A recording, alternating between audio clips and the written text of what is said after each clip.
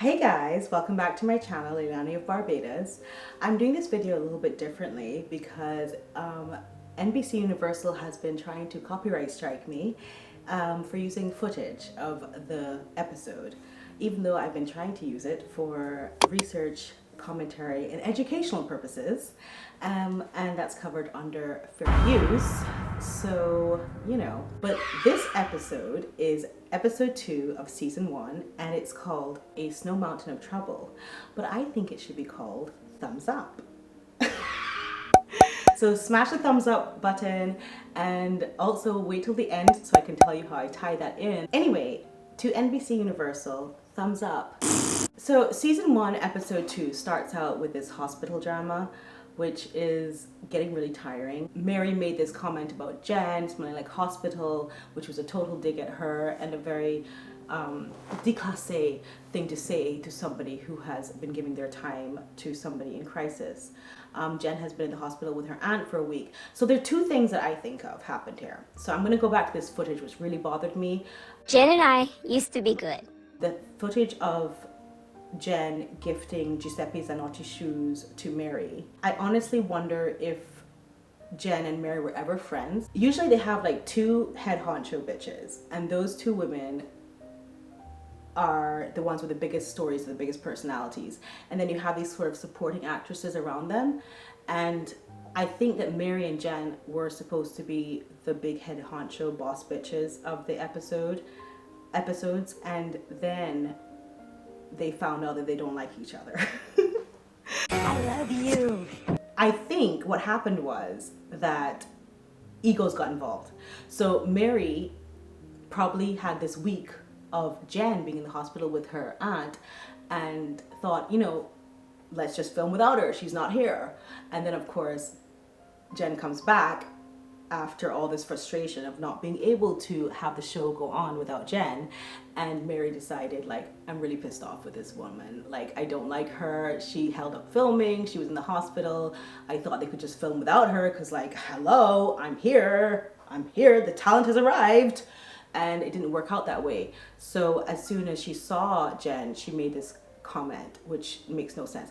But I'm like thinking like a normal person, like a sane person. The filming schedule for the Real Housewives is extremely grueling, and I give them credit for that. Like, those women really have to film all the time, constantly, and it's probably a thing where like, oh, we were supposed to go along with filming, get this over with, but like now we can't because Jen's in hospital. So I think that's what happened there. Anyway, I'm just gonna put that to bed. So those are my two theories. I don't care, moving on from that. So anyway, they decide to like hug it out at the end of this party. They decide to like put their differences aside, which of course we know the differences will not be put aside because drama is drama. But I don't want to like keep dwelling on it because it's tired and it's old and it's done and it's through. Okay, so Lisa and the tequila gift that she gave to Whitney for her wedding. Okay, Whitney's dead wrong. Like, you can call and ask for friends and family discount. You can call and ask for cost price. If you know Lisa, you can actually just go to the store, as Lisa said, and just buy the tequila and supply your wedding party with it. But instead, she took the free gift from Lisa and also complained about it. You can't do that. You absolutely cannot do that. She's dead wrong for that.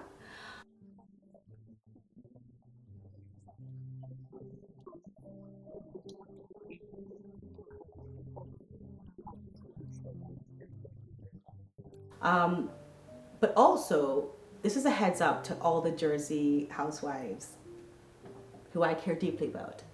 You see that they make her look like a nagging wife, rambling, nagging, and the way they do the post-production editing, meshing, like just her constant nagging. I mean, her husband is her equal business partner. I'm sure he had a lot to say about the disparaging comments that were made about his brand, but you know, they make it look like she's this annoying person. So you have to be really careful because they can give you a bad edit, and I think that that is demonstrated in that part. Anyway, okay, so next scene is that Heather and Whitney meet up to buy skiing gear. I love that they grew up on the mountain and they're experienced skiers. I admire that. I also admire that Whitney came with her basic bitch Gucci bag, which I don't know. It's not really basic bitch, you know, because I have one. So I would hate to think it is. But it is in the sense of like how much rich people shit these women have. So it's like cute to see that, because I would totally have worn that if I was being filmed for the Housewives of Jersey. I would have been like, yes, bitch, I have my Gucci bag. And actually, you know, this Chanel wallet that's in it costs more than the Gucci bag. But we're not doing an unboxing, are we? Okay. So anyway, they talk about, you know, this mundane stuff about how Lisa's Tequila brand, and Whitney mentions that she felt threatened because Lisa was trying to make her look like a swinger, or like was threatening to like make her look like a swinger because she'd heard she was a swinger. So again, this is about production planting these ideas in the cast, and it's really annoying because if you're already known as a swinger, if you're already known as a home wrecker in Salt Lake City, and then like they also say that you guys swing, like it's already known. So I don't know how Lisa could threaten her to like, if it's out, it's out. Okay? So I don't know how that can even like affect her. And I think that's something that they just tried to make into like a drama storyline, but like it fails with me because I don't get it. So after that foolishness, we get into Whitney's deeper story, which is about her dad who has been battling addiction. And I must say that is so sad for her. Like any child of a parent, it must be so hard for her, and I felt bad for her. I don't know why she put it on TV, because she didn't need to, but if that will help him to get through his problems, or if the church, Mary's church, will help him to get through his problems, you know, more power to it. So then we go to Meredith and her husband at dinner. I think a lot of bloggers are talking about the fact that they're already separated and so on and so forth. But what I really care about is, who is Meredith dating? She obviously has a man. And I don't mean a side man, because she's already separated. So she has a man. And I would love to see this man, because I see Meredith as very classical beauty. I love her deportment, how she carries herself. I like how she's so level-headed, and she's just really classic to me. And I really hope that her man is not like a boy toy or like some kind of douchebag. I really hope that he's like a European count. I could see her with a European count.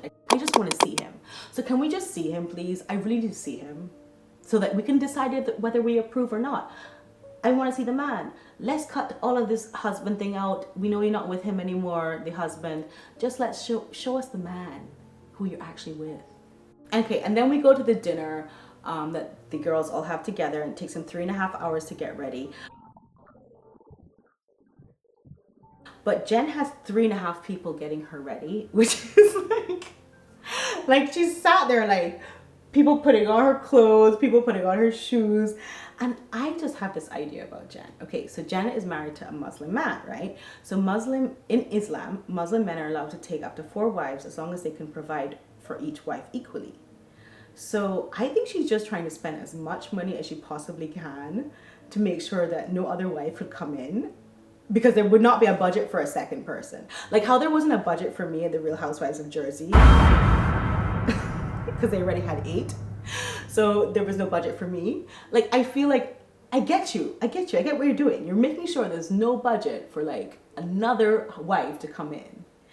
Because if you have finished spending all the money you can spend on things, material things, bags, shoes, you know, furs, whatever, now you're going to spend it on actual people's time. So she's paying for people's time to dress her, to just spend more money. The man can never take another Muslim wife because all the money done, right? Money done on you. Because there is no way that 3.5 people have to dress you for 3.5 hours. Like, there's no way.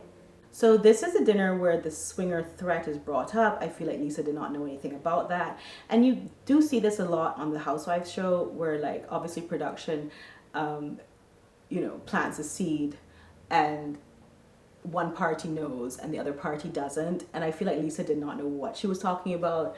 She did not know anything about any threat. And I kind of believe her. Like, I do believe her. Because like I said, the threat doesn't exist, because if people already know you're a swinger, then why are we talking about exposing you as a swinger? Like, you're already exposed.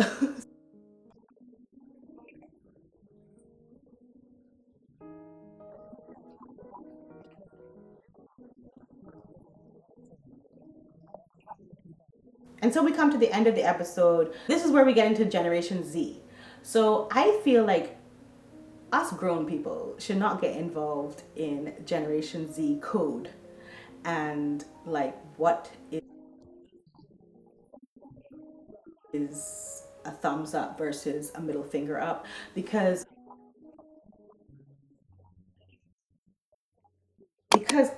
I'm pretty sure that if you look if you look through your emojis, you will find that there is a middle finger emoji, okay? So why would the thumbs up emoji suddenly become a middle finger? Is this like subtweeting? Is this like sub-emojing? Like a middle finger, you can't put that because that's too obvious. So just put the thumbs up and that means F you. Like, and they go on about this and I can't believe they made a bit about this. They made a storyline about this.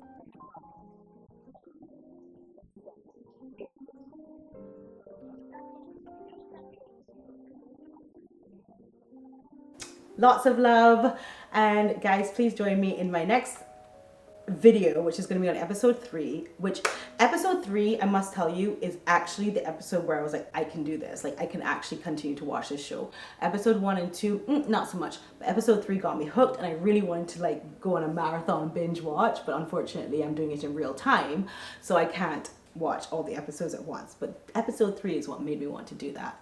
So I'm excited. Let's do this. Of course, don't forget, my ultimate goal is the Jersey Housewives, reviewing that, and I do have an entire idea set up for that that's going to be completely different and very exciting. So stick with me. Please subscribe, stick with me, do the bell notification as well, because at least you'll like, next month when Jersey Housewives airs, you'll actually get a notification from me. All right, thank you so much. Love you guys. Bye. Flow sick, hospital, every time I bust a riddle, you should feel like getting down. Move your feet just a little, get dagging like a pistol started busting on the ground.